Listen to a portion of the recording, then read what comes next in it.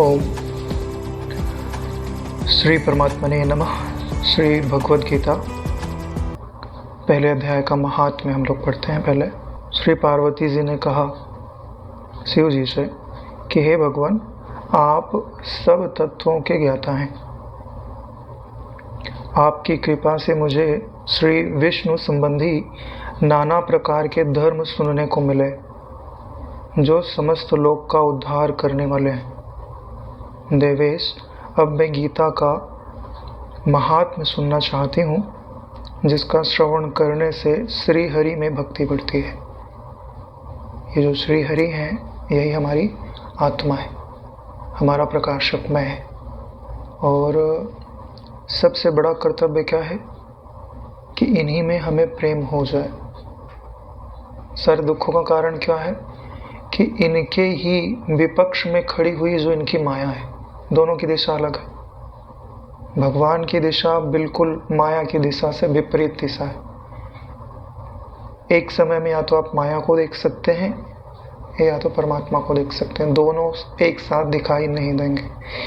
इसके लिए माता पार्वती शिव जी से हम लोगों के कल्याण का प्रश्न करती हैं कि ऐसा श्री हरि का आप महात्म्य सुनाइए जिससे श्री हरि में प्रीति बढ़ जाए। भगवान की प्रीति मिल गई, भक्ति मिल गई तो ज्ञान आज नहीं तो कल अपने आप आएगा ही, क्योंकि ज्ञान और वैराग्य भक्ति के ही पुत्र कहे जाते हैं। इसलिए माता पहले आएंगी, पुत्र बाद में आएंगे, यही नियम होता है। तो महादेव जी इनका उत्तर देते हुए कहते हैं कि जिनका विग्रह अलसी के फूल की भांति श्याम वर्ण का है। देखो, श्याम वर्ण कहने का तात्पर्य क्या होता है कि जो व्यापक चीज होती है वो श्याम वर्ण होती है, गहरे नीले कलर की होती है। श्याम वर्ण गहरा नीला कलर। अलसी का फूल काला नहीं होता, गहरा नीला होता है। और स्वाभाविक रूप से भी जब आप आंख बंद करते हैं तो भी आपको गहरा नीला रंग ही दिखाई देता है। जो आपको काला दिखाई देता है, अगर आप दोनों हथेली को आंख पे बंद करके देखें, हथेली को रख के देखेंगे, तो अगर ध्यान से देखेंगे तो आपको उसके अंदर गहरा नीला रंग दिखाई देगा। और यह लगभग सबको ही दिखाई देता है, चाहे कुंडलिनी जागृत हो चाहे नहीं जागृत हो। जिसकी जागृत है, एकाध चक्रों में ऊर्जा थोड़ी ऊपर चली गई है तो उनको प्रकाश थोड़ा ज़्यादा दिखाई देता है। और जिनकी जागृत नहीं है या उन चक्रों से ऊपर उठ गई है तो वो प्रकाश नहीं दिखाई देता। स्वाभाविक जो कालिमा है वही दिखाई देती है, उसमें छोटे छोटे प्रकाश के बिंदु दिखाई देते हैं। इसलिए भगवान का जो रूप है वो भी श्याम वर्ण का कहा जाता है। वैसे भी अगर आप पूरे ब्रह्मांड को देख लो तो प्रकाश 1% जगह पे है, 99% जगह पर तो अंधेरा ही है ना। तो वह अंधेरा परमात्मा को इंगित करता है, श्याम वर्ण को इंगित करता है। जहाँ समस्त रंग होए श्वेत रंग प्रसिद्ध है, जहाँ न कोई रंग होए श्याम रंग सिद्ध है। भोले बाबा का है।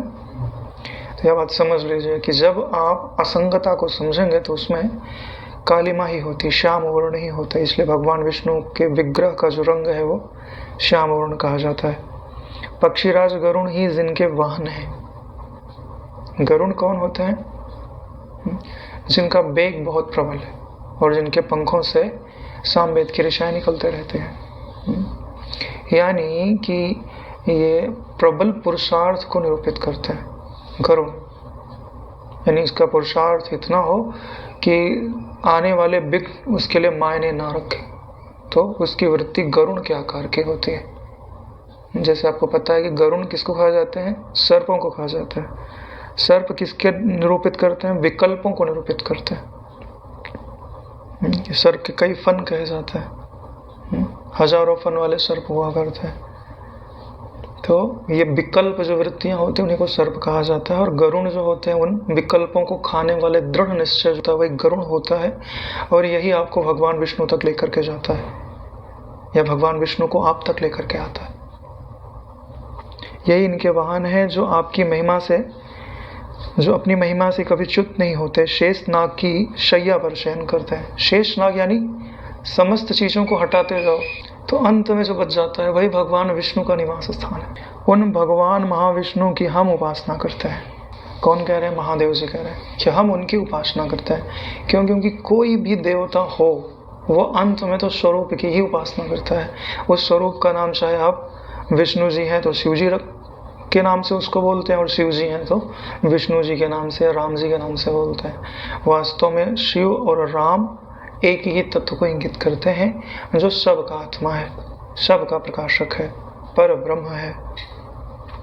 अब इनकी जो बात है वो प्रारंभ होती है। एक समय की बात है, मुर दैत्य के नाशक भगवान विष्णु शेषनाग के रमणीय आसन पर सुखपूर्वक विराजमान थे। उस समय समस्त लोगों को आनंद देने वाली भगवती लक्ष्मी ने आदर पूर्वक प्रश्न किया। यानी जो प्रश्न पार्वती जी कर रही हैं वही प्रश्न लक्ष्मी जी भी करती हैं। ये ध्यान दीजिए कि ये जो माताओं का स्वरूप है ये ब्रह्म विद्या का ही स्वरूप होता है। और ब्रह्म विद्या को किस बात की ललक रहती है? माता है ना, तो जो ऐश्वर्य पति को प्राप्त है वही ऐश्वर्य मेरे पुत्रों को भी प्राप्त हो। इसलिए वो भाई जो युक्ति, जिस युक्ति से आपने इतना बड़ा बिजनेस खड़ा किया, करोड़पति हो गए हो, वो मेरे पुत्रों को भी दे दो। भाई पिता तो योग्य होने का मतलब इंतजार करता है, लेकिन माता योग्य होने का इंतजार नहीं करती, योग्य बनाने में लगी रहती है, किस हेतु से ये योग्य बन जाए। इसके लिए बेटा पहले माँ के पास जाता है, हाँ, तो उसकी मलिनता वगैरह साफ करके दूध पिला के तृप्त करके फिर पिता की गोदी में पहुंचा देती है, और फिर पिता के साथ शोभा पाता है। इसलिए लक्ष्मी जी ने भी प्रश्न पूछा है, भगवान आप संपूर्ण जगत का पालन करते हुए अपने ऐश्वर्य के प्रति उदासीन से होकर जो इस क्षीर सागर में नींद ले रहे हैं, इसका क्या कारण है? इतना ऐश्वर्य है, आप ऐश्वर्य की ओर देख नहीं रहे और यहाँ आराम से नींद ले रहे हैं। श्री भगवान बोले, सुमुखी, मैं नींद नहीं लेता हूँ, अपितु तत्व का अनुसरण करने वाली अंतर्दृष्टि के द्वारा अपने ही माहेश्वर तेज का साक्षात्कार कर रहा हूँ। यानी कि जब भगवत प्राप्त महापुरुष हों या भगवान हों, जब वो शांत बैठे हुए दिखाई देते हैं या योग निद्रा में लेटे हुए दिखाई देते हैं, तो यह नहीं समझना चाहिए कि उनकी जो ज्ञान संबित है सो कारण जगत में लीन है। कारण जगत में लीन होने के कारण ही तो सुसुप्ति कहा जाता है। उनका कारण शरीर होता ही नहीं है, उनमें तो सिर्फ ज्ञान होता है। यही कारण है कि उस तत्व में वो शांत होते हैं, तो कहीं अगर उनको कोई याद करता है तो उन तक वह बात पहुंचती है। कोई सोया हुआ हो तो उस तक नहीं पहुंचेगी, क्योंकि वो अज्ञान में है, लेकिन वो ज्ञान में समाहित है। इसलिए क्या कह रहे हैं कि मैं नींद नहीं ले रहा, मगर अपने ही माहेश्वर तेज का साक्षात्कार कर रहा हूँ। तो ऐसा नहीं है कि माहेश्वर तेज उनमें है और हमें नहीं है। उनके अभिन्न अंश होने के कारण भी हमें भी वही माहेश्वर तेज, माहेश्वर का क्या अर्थ होता है?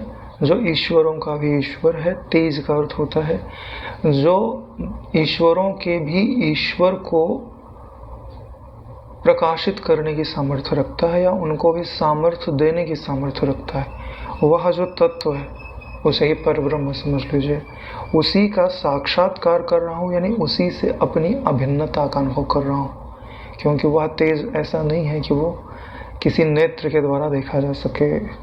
उसका मैं वही तेज मैं हूँ, साक्षात्कार का अर्थ यही होता है। यह वही तेज है जिसका योगी पुरुष कुशाग्र बुद्धि के द्वारा अपने अंतःकरण में दर्शन करते हैं। यानी आपको अगर उसका दर्शन करना है तो योगी होना पड़ेगा। योगी का क्या अर्थ होता है कि परमात्मा से एकत्व के सिवाय और कोई दूसरी मांग ना होए, और कोई क्रिया ना होए, और कोई चिंतन ना होए। सिर्फ सारी क्रियाएं, सारा चिंतन, सारा निश्चय, सारा उद्योग सिर्फ परमात्मा को ही समर्पित है। उसी को योगी कहा जाता है।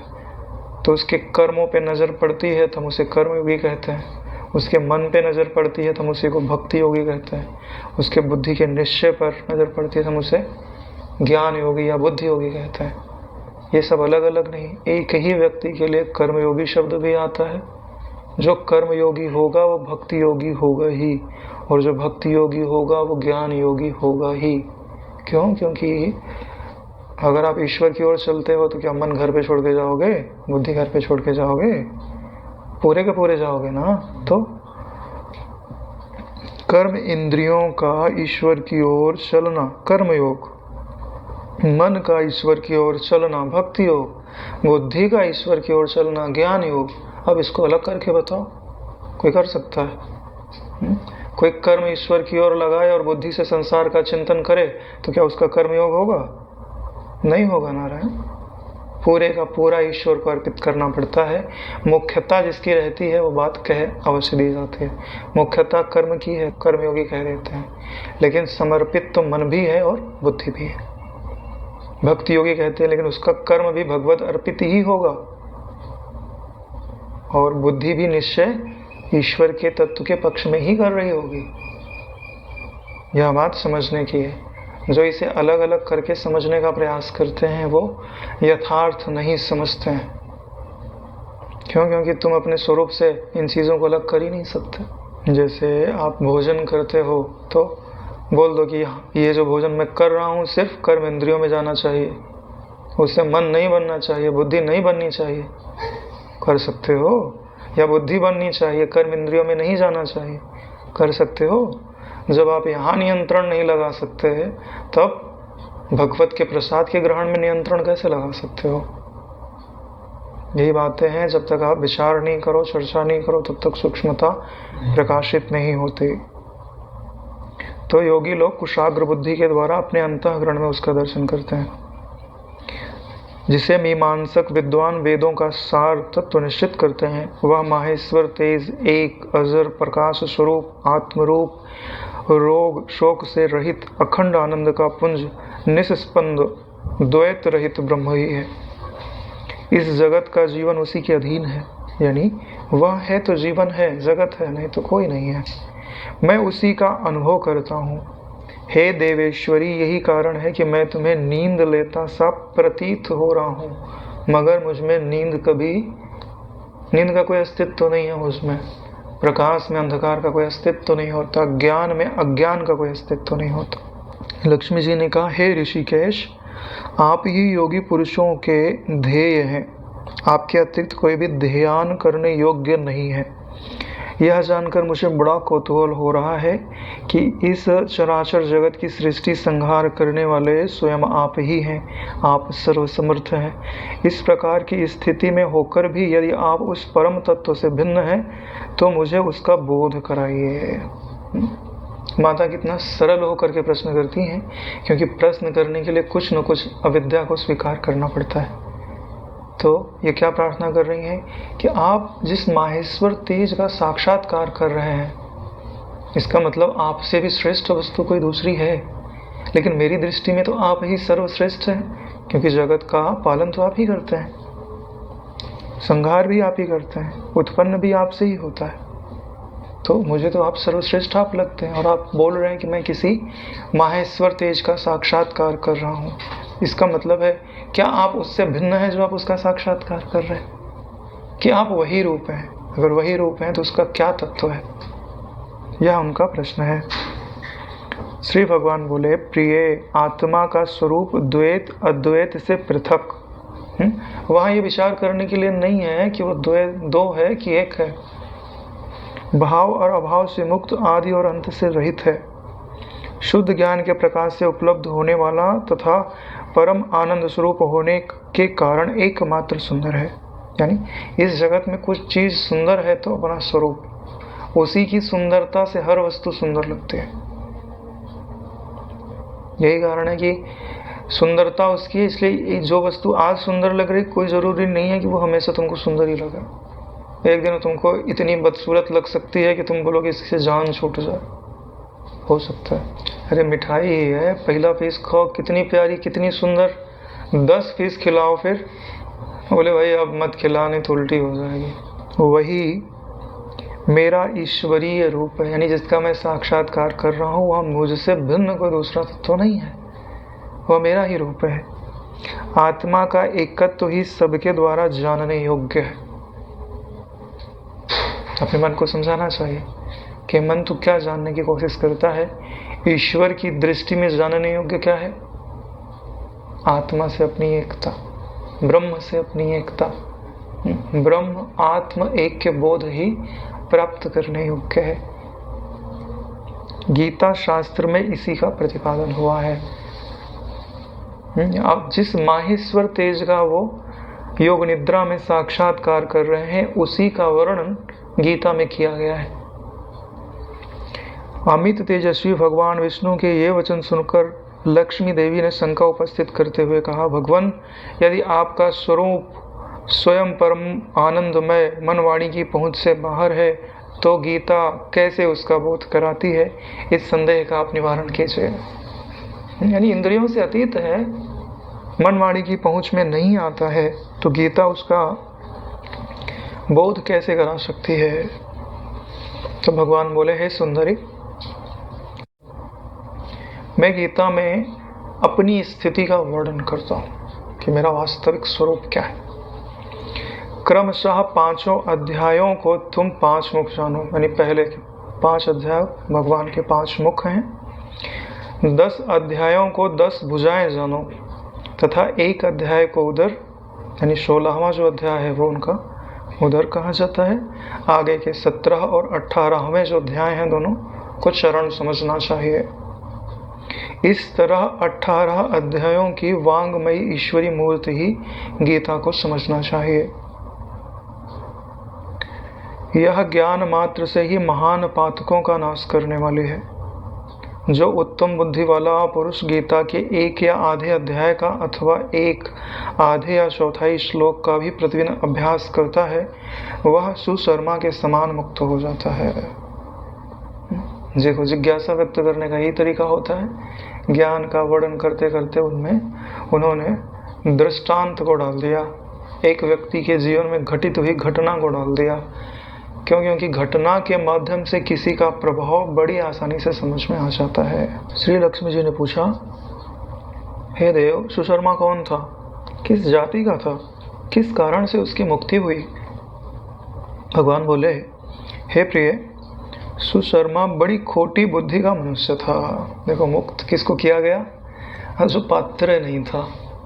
तभी तो महत्ता होती है कि गीता ने उसको पात्र भी बनाया, और इतना बड़ा पात्र बनाया कि भगवान की पूरी कृपा को, पूरे ज्ञान को उसने अपने हृदय में संभाल लिया।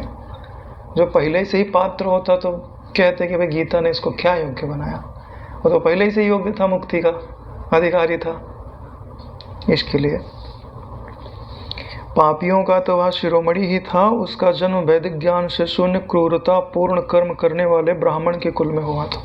यानी कुल अच्छा है, लेकिन उस कुल में रहने वाले अच्छे नहीं हैं, हिंसा करने वाले हैं, ज्ञान से शून्य हैं। वह न ध्यान करता था, न जप, न होम, न तिथियों का सत्कार। यह एक बात हमको बता रहा है कि जो नहीं करता था वो करने योग्य है।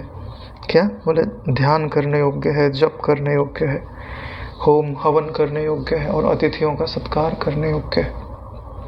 वह लंपट होने के कारण सदा विषयों के सेवन में ही आसक्त रहता था। हल जोतता, पत्ते बेचकर जीविका चलाता। उसे मदिरा पीने का व्यसन था, मांस भी खाया करता था। इस प्रकार उसने अपने जीवन का दीर्घ काल व्यतीत किया। एक दिन मूढ़ बुद्धि सुशर्मा पत्ते लाने के लिए किसी ऋषि की वाटिका में घूम रहा था। इसी बीच में काल रूपधारी काले सांप ने उसे डस लिया और सुशर्मा की मृत्यु हो गई। यानी हल जोतता है, पत्ते लाके पत्तल बनाता है, उसको बेच के अपनी आजीविका चलाता है। यानी आजीविका चलाने के लिए परिश्रम करना पड़ रहा है। अरे गर्मी सहनी पड़ती होगी, ठंडी सहनी पड़ती होगी, लेकिन सोचने की बात है, मनुष्य इतना कष्ट सहता है, लेकिन उसके बदले चाहता क्या है? अल्प सुख। यही बड़ी विडंबना है कि माया ठग रही है। जिस चिंतन में अगर वो इतना कष्ट सहते हुए भगवान का भजन करता तो स्वर्ग जा सकता था, वैकुंठ जा सकता था, और हो जावे तो मुक्त भी हो सकता था। इसलिए अगर जीवन में कठिनाई है तो समझ लेना चाहिए कि ईश्वर ने इस जगत में सुख भोगने के लिए नहीं भेजा, पुण्य करने के लिए भेजा है। ऐसा प्रयास करो कि आपके कारण किसी दूसरे के जीवन में थोड़ी अनुकूलता आवे। औरों का बेड़ा पार कर तो अपना बेड़ा पार। दूसरे का दुख मिटाने का यत्न करोगे तो तुम्हारे दुख अपने आप ही तुमको अनुभव में नहीं आएंगे। तो सांप ने काट लिया, किसी ऋषि के आश्रम में गया था। ये इसका भाग्य है क्या कि ऋषि के आश्रम में गया, ये पवित्रता है। भले मृत्यु हुई तो कहाँ हुई? ऋषि के आश्रम में। तदनंतर वह अनेक नरकों में जाकर वहाँ की यातनाएं भोग कर मर्त्य लोक में वापस लौट आया। यानी वापस आना तो मर्त्य लोक में ही है, क्योंकि यहीं से मुक्ति का द्वार खुलता है। वहाँ बोझ उठाने वाला बैल हुआ। विषय लंपटू था ना, हाँ, तो विषय का भोग किया है तो चलो भाई चुकाओ, उसका मूल्य चुकाओ। उस समय किसी पंगु यानी लंगड़ा होगा व्यक्ति, उसने अपने जीवन को आराम से व्यतीत करने के लिए उस बैल को खरीद लिया। बैल ने अपनी पीठ पर पंगु का भार ढोते ढोते बड़े कष्ट से 7-8 वर्ष बिताए। एक दिन पंगु ने किसी ऊंचे स्थान पर बहुत देर तक बड़ी तेजी के साथ उस बैल को घुमाया।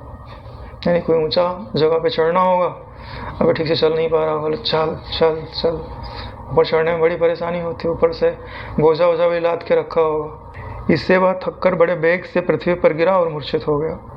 उस समय वहाँ कौतूहलवश आकृष्ट हुए बहुत से लोग एकत्रित हो गए। उस जन समुदाय में से किसी पुण्यात्मा व्यक्ति ने उस बैल का कल्याण करने के लिए उसे अपना पुण्य दान किया। यानी जब गिर गया तो लोगों ने देखा, अरे बड़ा बेचारा प्राणी है, इसके प्राण नहीं निकल रहे, बड़ा तड़प रहा है, चलो अपने पुण्य अर्पित कर दो, उससे इनकी सदगति हो जाए। तो देखो, यह बात हमको एक बात सिखा रही है, जब कभी ऐसा कोई असहाय प्राणी आपको दिखाई देता है कि जिसके प्राण नहीं निकल रहे, तो अपने पूर्वों का पुण्य ना दे सको तो कोई बात नहीं, उधर ही खड़े होके है ना, कम से कम 10-11 बार भगवान का नाम ही ले लो, उसी का पुण्य दे दो। कंजूस हो तो तुम, हाँ? नहीं तो लोग अपनी एक एकादशी का पुण्य तो दे ही सकते हैं जो किया हुआ। वैसे भी तुम तत्वज्ञान की तरफ जा रहे, पुण्यों का करोगे क्या? दान ही कर दो, मगर निकलते नहीं है पुण्य।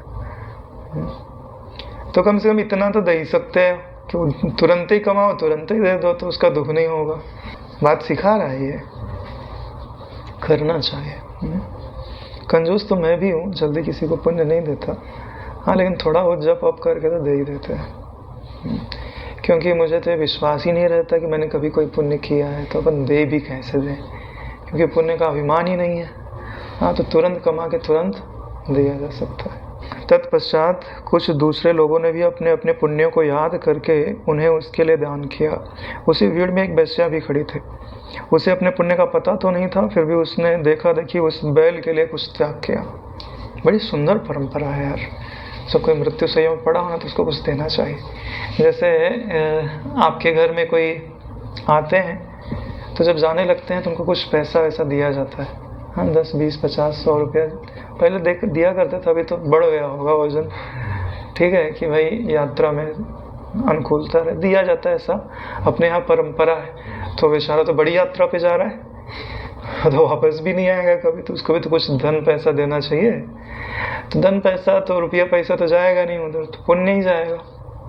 हाँ, तो पुण्य दे दो थोड़ा बहुत, परंपरा अपनी यही है।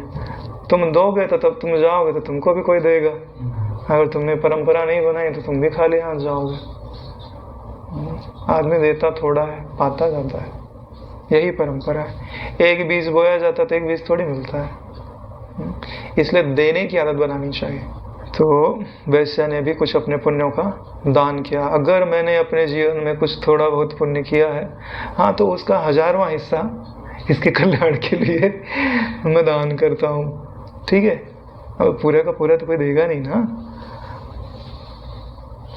तदनंतर यमराज के दूत उस मरे हुए प्राणी को अपने यमपुरी ले गए। वहाँ यह विचार करके यह वेश्या के दिए हुए पुण्य से पुण्यवान हो गया है। क्या बात है, वेश्या का उदाहरण लिया हुआ है, यानी कि जिसके कर्म अच्छे नहीं है लेकिन भाव अच्छे है, तो फिर उसे छोड़ दिया गया। फिर वह भूलोक में आकर उत्तम कुलशील वाले ब्राह्मणों के घर में उत्पन्न हुआ। अब देखो, वो ऋषि के यहाँ गया था ना, उसका प्रभाव यहाँ दिखाई दे रहा है। प्राण कहाँ छोड़ा था? ऋषि के यहाँ छोड़ा था, तो उनका संस्कार यहाँ पे आके काम कर रहा है कि उत्तम कुल मिला है, ब्राह्मणों के यहाँ पैदा हुआ है। उस समय भी उसे अपने पूर्व जन्म की बातों का स्मरण बना रहा, क्योंकि ये ज्ञान का प्रभाव है। जो गीता के ज्ञान का अभ्यास करते हैं उनकी स्मृति जल्दी से लुप्त नहीं होती है। उनको जैसे ना करे नारायण कुछ गलती हो गई, पशु आदि की योनि में आप चले गए, तो भी आपको स्मरण बना रहेगा कि मैं वो था, मैंने ये गलती की थी, तो अब ये गलती मुझे नहीं करनी चाहिए। ये ज्ञान का अभ्यास करने वालों को ये विशेषता प्राप्त होती है कि ज्ञान का अभ्यास किया है, तो ज्ञान उनको गिफ्ट में मिलता है, जो देते हो वो मिलता है। क्योंकि जब तुम ज्ञान का अभ्यास करते हो तो तुम्हारे शरीर के कण कण से ज्ञान के परमाणु निकलते हैं। यानी आप इस जगत में क्या दे रहे हो? ज्ञान फैला रहे हो ना, बोलो चाहे नहीं बोलो। अगर आप ब्रह्म का चिंतन करते हैं तो आपकी आभा से वैसे परमाणु निकलते रहते। जैसे आपने शांत होकर चिंतन किया ना, ब्रह्मो, शांत हो गए थोड़ी देर में, ठीक है, तो उसका जो है प्रभाव आपको वातावरण में पड़ने लगता है। उस समय भी उसे अपने पूर्व जन्म की बातों का स्मरण बना रहा। बहुत दिनों बाद अपने अज्ञान को दूर करने वाले कल्याण का जिज्ञासु होकर वह उस वैश्या के पास गया। यानी उसे अपने पूर्व जन्म की बातें याद थी और उसने सोचा कि वैश्या ने ऐसा कौन सा पुण्य किया था जिसके कारण मुझे यम की यातनाएं सहनी नहीं पड़ी। वह मैं उनसे वह उपाय प्राप्त कर लूं पुण्य प्राप्त करने का, तो मेरा यहाँ पे कल्याण हो जाएगा। इसके लिए वह वेश्या के पास गया और उसके दान की बात बतलाते हुए उससे पूछा कि आपने कौन सा पुण्य दान किया था। वेश्या ने उत्तर दिया, वह पिंजरे में बैठा हुआ तोता प्रतिदिन कुछ पढ़ता है, उससे मेरा अंतःकरण पवित्र हो गया है, उसी का पुण्य मैंने तुम्हें दान किया था। यानी वेश्या के पास एक पिंजरा था जिसमें एक तोता कुछ प्रतिदिन कुछ न कुछ श्लोकों का पाठ करता था। उसी श्लोकों को सुनकर के वेश्या का जो अंतःकरण है वो पवित्र हो गया था।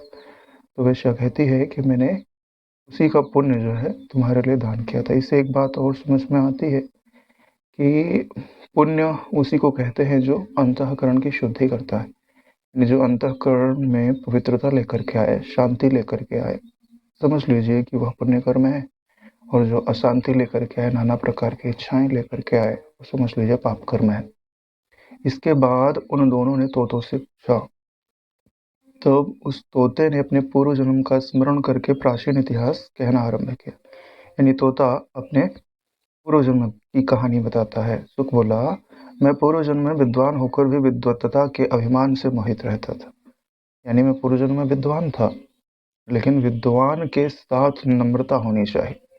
क्योंकि जिस वृक्ष पर फल लगता है उस वृक्ष की शाखाएं नीचे की ओर सूख जाती हैं, लेकिन जिसमें सिर्फ फल का अभिमान ही होता है उसकी शाखाएं सीधी खड़ी रहती हैं। यानी सीधा खड़ा रहना ये अभिमान का प्रतीक होता है, और अभिमान में मोहित होकर व्यक्ति दूसरों का अपमान करता है।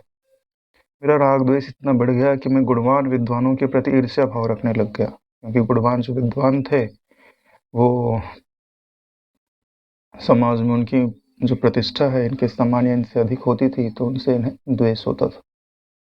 फिर समय के अनुसार मेरी मृत्यु हो गई और मैं अनेक घृणित लोकों में भटकता फिरा। अब घृणित लोकों में भटकते फिरने का कारण क्या है? क्योंकि इन्होंने शुभ गुणों से तो द्वेष किया, शुभ गुण जिन्होंने धारण किए उनसे द्वेष किया, तो अशुभ गुणों की ओर ही तो जाना पड़ेगा, इसलिए घृणित लोकों में भटकना पड़ा। उसके बाद इस लोक में आया, यानी मृत्यु लोक में आया। सदगुरु की अत्यंत निंदा करने के कारण तोते के कुल में मेरा जन्म हुआ। सदगुरु की निंदा की, यानी कि सदगुणों को जो धारण करते हैं ऐसे व्यक्तियों की जो निंदा है वो सदगुरु की निंदा ही मानी जाती है। तो ऐसी निंदा करने के कारण तोते की योनि में जन्म हुआ। तोते की योनि में जन्म क्यों हुआ? क्योंकि तोता जिन शब्दों का उच्चारण करता है उन शब्दों के अर्थ को नहीं समझता है। तो ये भी अच्छे अच्छे श्लोकों का उच्चारण तो करते थे, लेकिन उनके तात्पर्य को इन्होंने हृदय में नहीं धारण किया था। क्योंकि समस्त ज्ञान तो यही बात बताता है कि एक ही आत्मा सारे रूपों में परिलक्षित हो रही है, तो आप राग किससे और द्वेष किससे? समता की, प्रसन्नता की, मुक्ति की बात ही तो सारे शास्त्रों में भरी पड़ी है। उनका कथन करके भी उसके अर्थ का साक्षात्कार इन्होंने ना किया था, इसलिए इन्हें तोते की योनि में जाना पड़ा। पापी होने के कारण छोटी अवस्था में ही मेरी माता पिता से मेरा वियोग हो गया, यानी जो तोते का बच्चा था वो कहीं गिर गया होगा घोंसले आदि से नीचे और माता पिता से बिछड़ गया होगा। एक दिन मैं ग्रीष्म ऋतु में तपे हुए मार्ग पर पड़ा था। वहां से कुछ श्रेष्ठ मुनि मुझे उठा लाए और महात्माओं के आश्रय में आश्रम के भीतर एक पिंजरे में मुझे डाल दिया। यानी कि वो मार्ग में गिर गया हो तो कोई ऋषि आदि आ रहे थे तो उन्हें करुणामसु से उठाया और आश्रम में लाके एक पिंजरे के अंदर डाल दिया।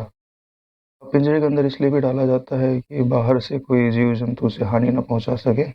बंधन में डालना उद्देश्य नहीं होता है। वहां मुझे पढ़ाया गया।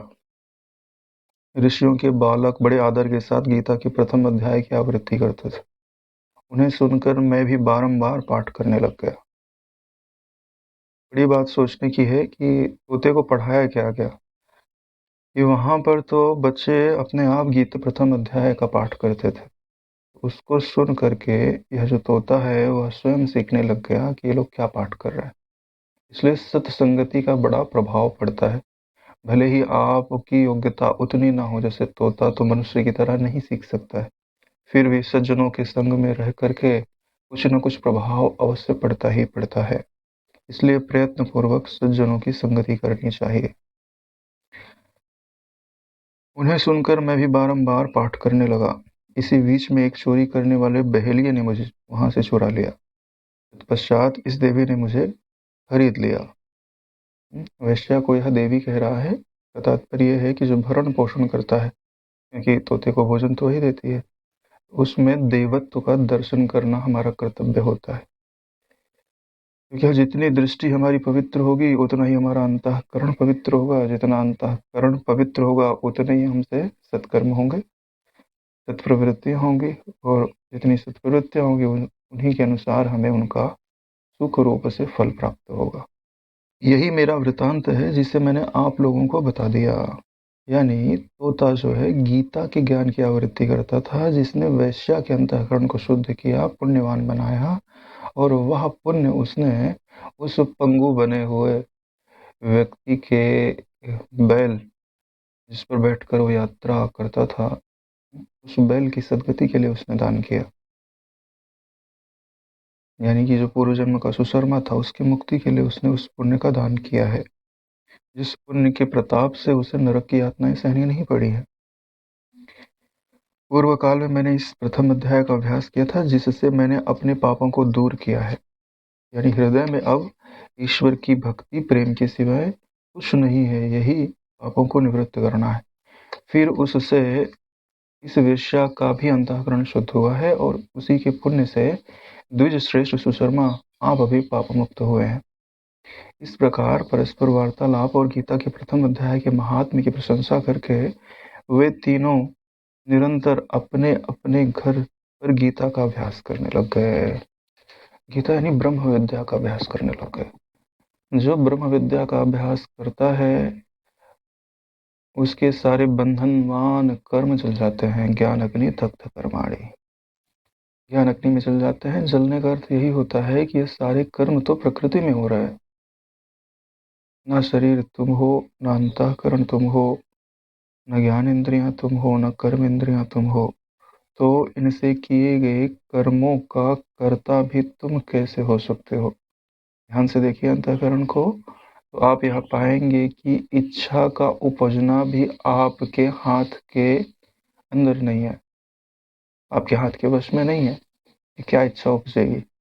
जब इच्छा का उपजना आपके हाथ के वश में नहीं है तो इच्छा के अनुरूप जो कर्म हुआ है, जो आप नहीं कर रहे हैं, तो उसका कर्ता आप कैसे हो सकते हो?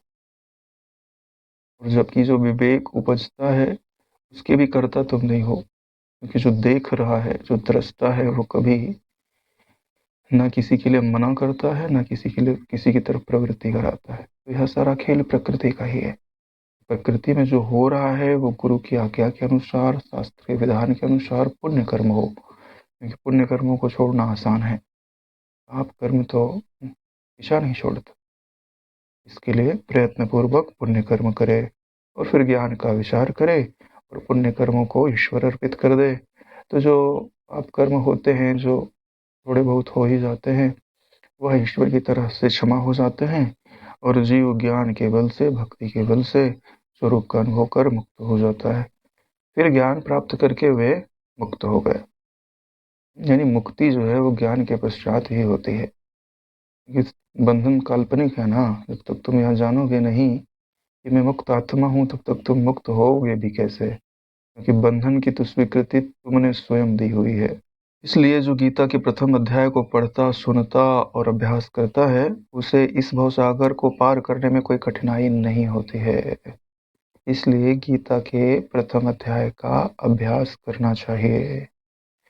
और गीता का जो प्रथम अध्याय है वह भी बड़े गूढ़ अर्थ को अपने भीतर संजोए हुए है। यह सिर्फ वर्णनात्मक नहीं है, इसमें भी एक गहरा रहस्य समाया हुआ है। जब हम श्लोकों की चर्चा करेंगे तो उस पर यथार्थ रूप से गंभीर चिंतन करने का प्रयास करेंगे। आज यहीं पर हम विश्राम लेते हैं। कायेन वाचा मनसेन्द्रियैर्वा करोमि यद्यत् सकलं परस्मै श्री सद्गुरुम् अर्पणमस्तु। नारायणेति समर्पयामि। ॐ सहनाववतु सहनौ भुनक्तु सह वीर्यं करवावहै तेजस्विनावधीतमस्तु मा विद्विषावहै। ओम शांति शांति। श्री सद्गुरुदेव भगवान की जय। नारायण।